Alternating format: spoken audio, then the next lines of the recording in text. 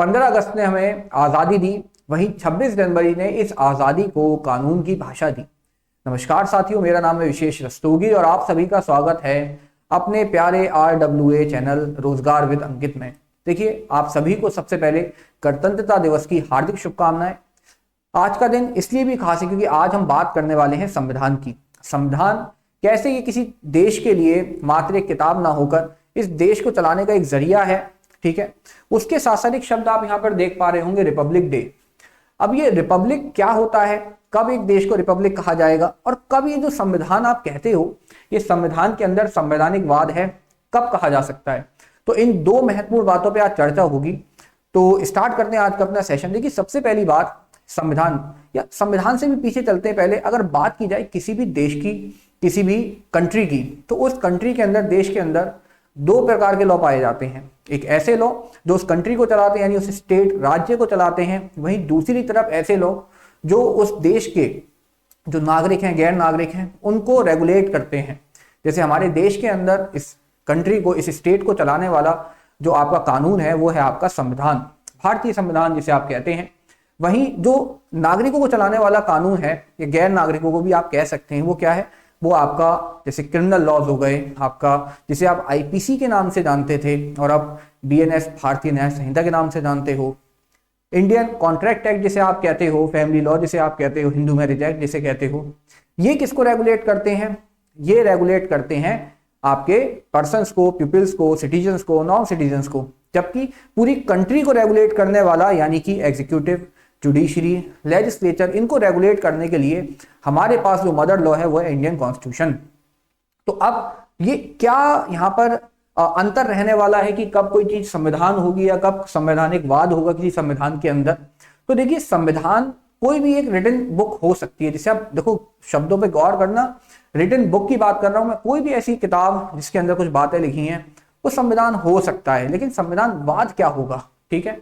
तो संविधान वाद होने के लिए उस संविधान के अंदर कुछ मुख्य विशेषताएं हैं, कुछ कैरेक्टरिस्टिक्स हैं, कुछ एलिमेंट हैं, अगर जो पूरे होते हैं तभी किसी संविधान को आप संवैधानिक वाद कह सकते हैं। तो अभी डिसाइड करेंगे कि भारत के अंदर संविधान है या संवैधानिक वाद है। देखिए, सबसे पहले संविधान के इस कैटेगरी में आने के लिए चाहिए रूल ऑफ लॉ।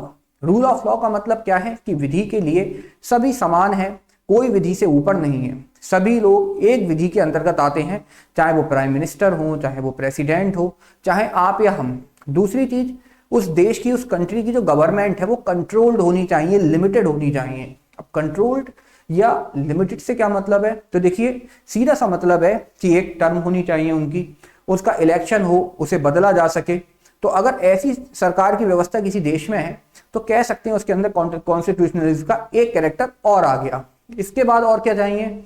जैसे आप जब बात करते हैं अधिकारों की तो मानव अधिकारों की बात सबसे ऊपर है। तो मानव अधिकारों के रूप में जैसे हमारे संविधान के अंदर आप पार्ट 3 पढ़ते हो तो इसके अंदर क्या मिलता है आपको? जिसके अंदर मिलता है फंडामेंटल राइट यानी कि मौलिक अधिकार। तो ऐसे संविधान के अंदर मौलिक अधिकार होने चाहिए। सरकार के जो विभिन्न अंग हैं, ठीक है, इस देश के अंदर 3 जो आपके पिलर्स हैं डेमोक्रेसी के, एग्जीक्यूटिव, जुडिशरी और लेजिस्लेचर, इन तीनों भागों में सेपरेशन होना चाहिए, ठीक है। अगर ये सेपरेशन है तो एक एलिमेंट और है जो संविधानवाद की तरफ आपको ले जाता है। तो अगर ये चीज, अच्छा और क्या क्या हो सकता है? जैसे किसी की अनलॉफुल डिटेंशन ना की जाए, यानी एक विधि होनी चाहिए। जैसे बहुत से ऐसे प्रावधान है कि भैया अगर किसी को अरेस्ट किया जाता है तो 24 घंटे में उसे मजिस्ट्रेट के आगे पेश किया जाएगा, ठीक है। हाँ, अनलॉफुल डिटेंशन थोड़ा अलग पार्ट है, उसको अभी रहने देते हैं।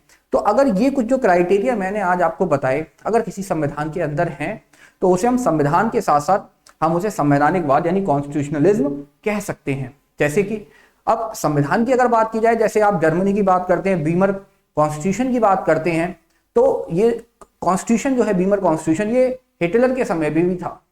अब अगर हिटलर को आपने थोड़ा भी पढ़ा है तो वहां पे फंडामेंटल राइट की बात कहां से कहां तक है, वहां पे मोनार्की की क्या बात है, वो सब आप बेहतर तरीके से समझ सकते होंगे। तो भले ही उनके पास संविधान था, भले ही चाइना के पास संविधान है, लेकिन संविधानवाद वहां पर नहीं था, ठीक है। तो संविधान का होना एक किताब का होना है, जबकि संविधानवाद का मतलब है कि उसके अंदर नैतिकता हो, मोरालिटी हो, लोगों के लिए बेनिफिट देने वाले प्रोविजंस हो, चेक एंड बैलेंस हो, सरकार की नीतियों का रिव्यू किया जा सके, जुडिशियल रिव्यू हो उसके अंदर।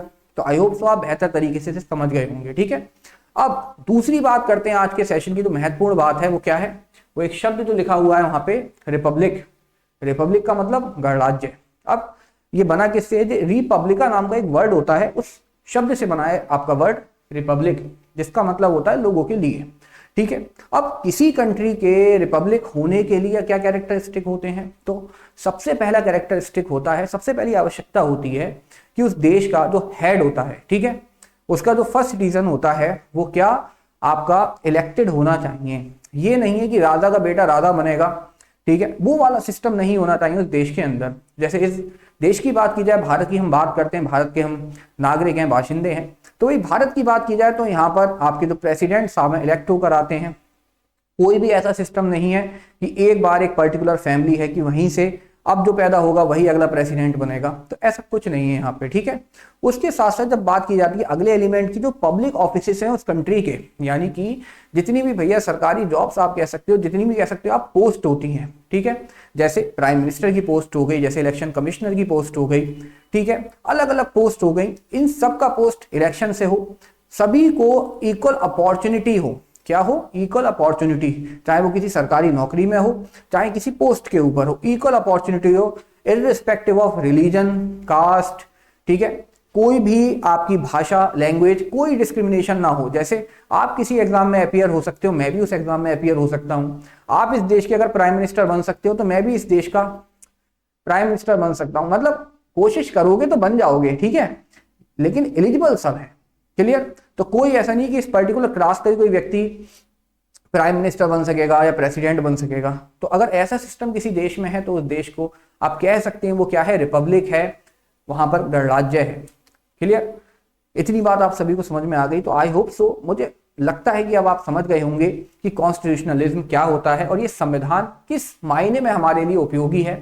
रिपब्लिक जो आप डे मना रहे हैं आज, तो उसके मायने क्या होते हैं, गणराज्य के मायने क्या होते हैं। ठीक है, एक कोई वंशवाद नहीं होना चाहिए, इलेक्शन हो, उसके साथ साथ सभी लोग एलिजिबल हो किसी पोस्ट को एक्वायर करने के लिए।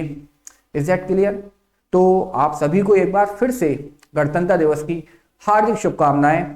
इस संविधान को, इसमें जो दिए गए मूल्य हैं उनको आप अपने जीवन में लाएं, कोशिश करें एक बेहतर इंसान बनने की। जैसा आप फंडामेंटल ड्यूटीज आपने पढ़ी होंगी, उसके अंदर क्या मेंशन है कि आप सतत विकास के पथ पर अग्रसर रहें, साइंटिफिक टेम्पर को डेवलप करें, यानी कि अपनी बौद्धिक क्षमता को प्रयोग करें, सही दिशा में कदम उठाएं और मेहनत करके इस देश को आगे बढ़ाएं और अपने आप को आगे बढ़ाएं। ठीक है, जब आप अपने लिए मेहनत करेंगे तो देश ऑटोमेटिकली आगे बढ़ेगा। Is that clear? तो संविधान के मूल्य को अपने जीवन में उतारें और मेहनत करें। हम तो आपसे यही कहेंगे कि भाई जितनी हो सकती है मेहनत करें, स्मार्ट वर्क करें और आपके जो गोल्स आपने अपने लिए सेट करे हैं उनको आप खुद पूरा करने में अपने आप की मदद करें। ठीक है, क्योंकि आपके जो गोल्स हैं वो आपकी अमानत हैं, आपको ही पूरे करने हैं, तो आपको उसके लिए मेहनत करनी होगी और सतत मेहनत करें। यही हमारा एक उद्देश्य है। हम आपके साथ हैं, कहीं भी आपको हमारी आवश्यकता होती है हम हमेशा आपके लिए अवेलेबल हैं। ठीक है, तो एक बार फिर आप सभी को गणतंत्र दिवस की हार्दिक शुभकामनाएं। नमस्कार दोस्तों, मिलते हैं आपसे बहुत जल्द नेक्स्ट सेशन में। Thank you so much.